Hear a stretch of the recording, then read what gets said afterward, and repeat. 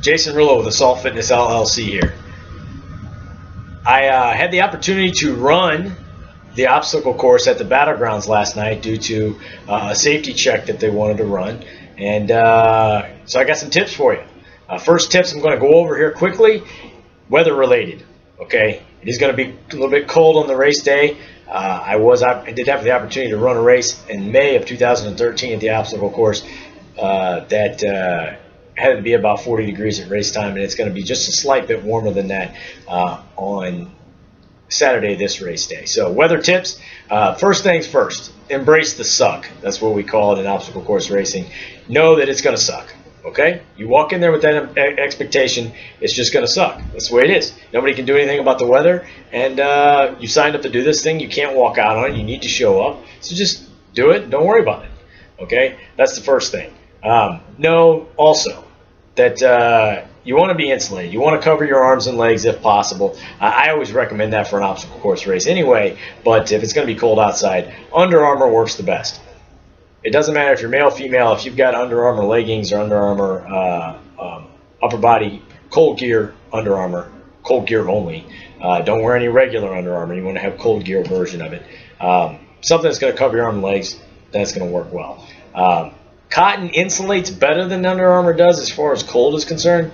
However, it gets heavy when it's wet. So that's going to be a problematic issue when you're talking about doing an obstacle course race. So generally don't recommend it. Also know that you need to keep moving. That's a real key. And moving as fast as you can move for the whole 5 miles, or however, if you're doing the 5K, the entire 3 miles. Know that if you stop moving, you walk, you're going to cool off quickly. Moving generates a lot more heat than you think. We've done boot camps all the way down to 13 degrees and had nobody wearing more than just an insulating shirt and had no problems doing it. Bring a change of clothes. You need to be able to change your clothes as soon as you possibly can. So it's going to keep you warm. It's going to keep you from getting hypothermic and that type of thing. So make sure you do that, and that will be the best option for you. If you fail to bring a change of clothes, you could get hypothermic relatively quickly. So that's an important deal as far as that's concerned. As far as keeping yourself warm overall, you got to drink or eat warm food. The old-fashioned soup or chili, that'll keep you warm or get you warm as quickly as possible. They do have warm showers at the Battlegrounds, at least they have in the past, but not being able to change out of your cold clothes is going to make a huge difference. So you want to do that as soon as possible after the race. But if you have any other questions, do check out my YouTube channel. There is a video specifically on gear, and that will help you as much as anything it possibly can. As far as obstacles, I'm going to review the obstacles as a quick overview. Some of the obstacles I do have other videos on that are a little bit more detailed. So as far as obstacles, number 2 obstacle is called the 5-jump chump. Basically, it's beams laid over as like sawhorses. You want to run at those, get a good bit of momentum, and basically just let your hips hit them. When your hips hit them, it will carry your body weight over the top of the beam itself, and that'll allow you to get over as easily as possible. If you can jump it, that's great, but otherwise, just try to get over as quickly as you can. Number 3 is the trenches. Okay, the trenches have some cargo netting over the top of them, so you're not going to be able to stand up. The easiest way to get through it is just to crawl. Crawl on your hands and your feet. Your knees probably won't be able to touch because of the rainfall. It's probably going to keep the trench level, the water level in the trench high enough that you're not going to be able to crawl completely. But if you can get your hands down and just let your body weight float, essentially you're crawling in the water, letting your body weight float. That's the easiest way to go. Cargo climb is the next one after that. Cargo net climb, the best thing to do is to watch my video on the cargo net. I filmed it at the Battlegrounds, so if you watch that video, you'll get a pretty good idea how to get up and over that thing pretty easily. Number 9 is the torpedo launcher. That's the high slide. The easiest thing, first of all, they made a change to it. The bottom level of that is actually a rock climbing wall, so you got to be ready for that. It's an incline, but it's about the bottom 10 or 12 feet, and try to use as much surface area as you can with your hands and your feet on each of those climbing rigs, because you want to make sure if your hands and feet are wet that you're not slipping all over the place. But once you get to the top, the one issue we've had with the torpedo launcher is that people, once they get into the water, they don't keep moving. Okay, you're not going to be able to touch. It's deep.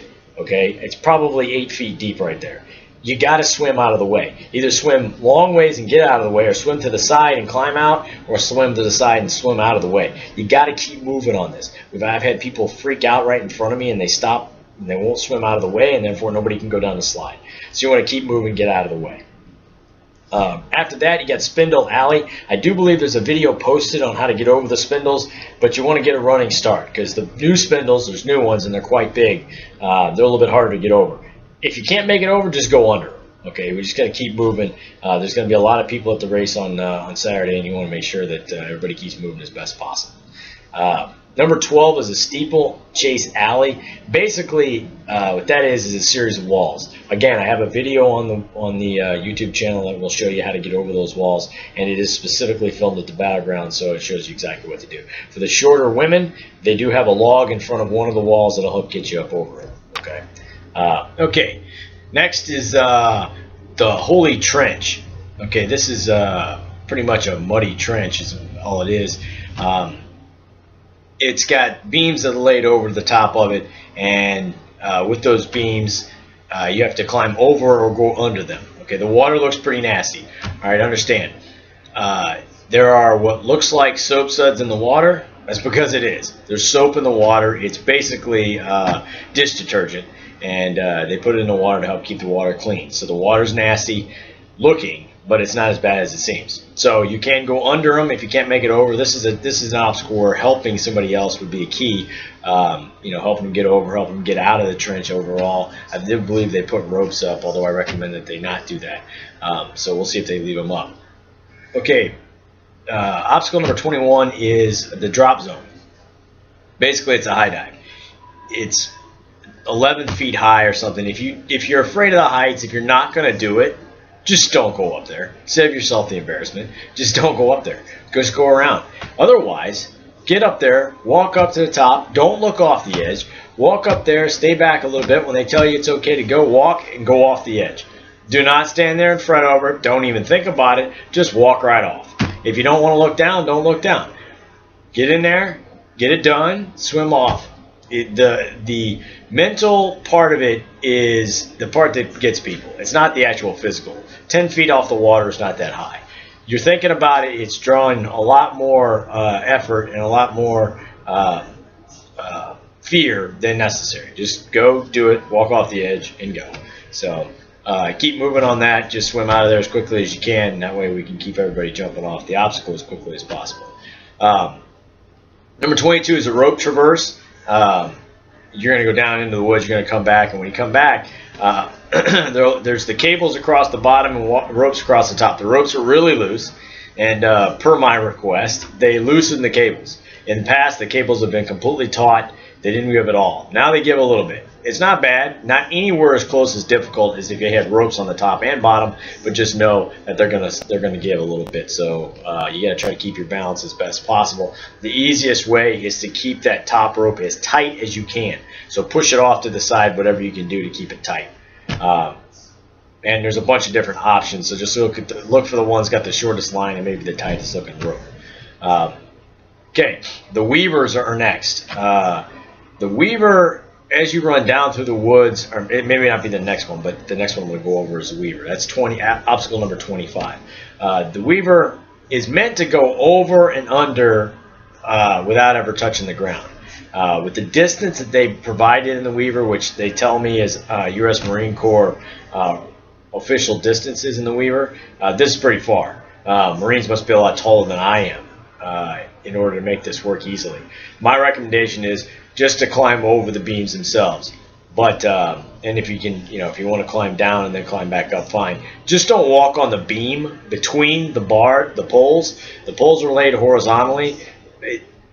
You're defeating the whole purpose if you just walk on the beam in between them. That's not really doing an obstacle. But if you at least climb over the actual poles themselves, I'm not sure what they're going to recommend people do. Like I said, it's pretty difficult for you to traverse the distance and go over and under with the width that they are apart.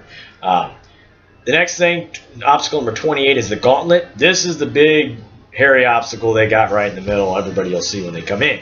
There are 5 different options. Option number 1, all the way to the left, is the by far easiest one. If you are not in such good shape or not very confident with it, go ahead and take that one. The second one over is the most upper body rigorous one. So if you're looking to challenge your upper body, do that. The third one over in the middle, that one's a pretty difficult one. It's got a horizontal chain link or a vertical chain link fence. That makes it pretty difficult to get across. Other than that, it's not that bad. The fourth one has got a roller at the end. That's probably the most difficult one to make it across unless you inchworm yourself and work across that roller. And number 5 is medium difficulty. If you stay, there's a rock climbing section on the right-hand side of the initial wall, and just a regular traverse section on the left. If you stay to the left, it's easier. Right, it's a little harder. So you kind of got the option to choose on that one. After you pass that, the last obstacle, which is the new obstacle, is the netted ascent, is what they call it, I believe. Basically, you have to climb up a little hill underneath the cargo net and then climb down the other side. My recommendation is climb up the hill and roll down the other side. There is barbed wire, so when you go to stand up, make sure you do not hit the barbed wire and you get under the barbed wire and then down the chute to the finish. So those are the obstacles in general. Like I said, I gave you some direction to go to my my YouTube site. Check out the other obstacles, the other obstacle videos that'll give you a better idea of how to handle those. But otherwise, these tips should work for you. Again, email me, contact me if you got any other questions. Contact me by email at Jason, JASONRULO @assaultfitness.com. And let me know you watched the video. Let me know you're coming. I'll have a special treat for you. Come see me at the race. Have fun and be battled.